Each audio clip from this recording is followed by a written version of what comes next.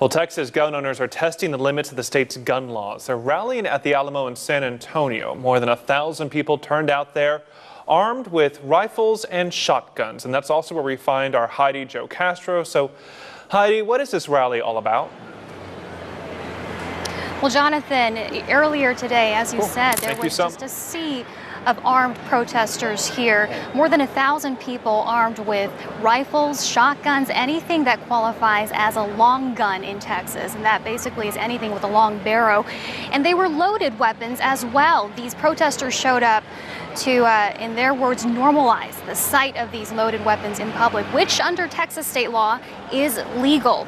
Now, they called this protest in the first place because they say there's a San Antonio ordinance that's in conflict with the state law.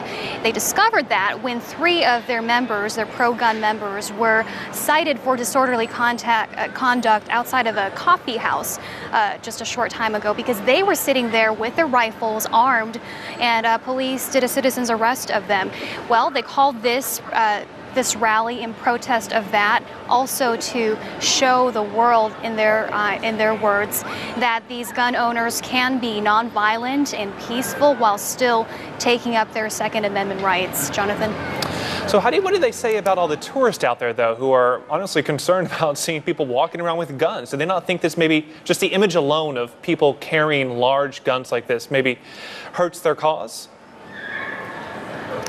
You know, Jonathan, I asked them that because certainly this morning there were many more protesters than pedestrians and tourists here. And the few tourists who I spoke to, well, some were curious, engaging in conversations with these protesters, while others just turned around and left. They didn't want to bring their families or small children near this where they thought an accident or something else could have happened.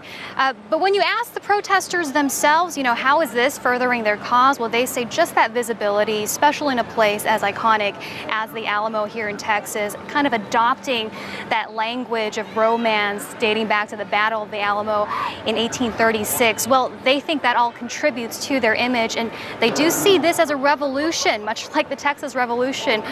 But for them, they're defending their gun rights, which they see as under attack. Okay, well, it's certainly getting a lot of attention there. Heidi Jo Castro in San Antonio, thank you.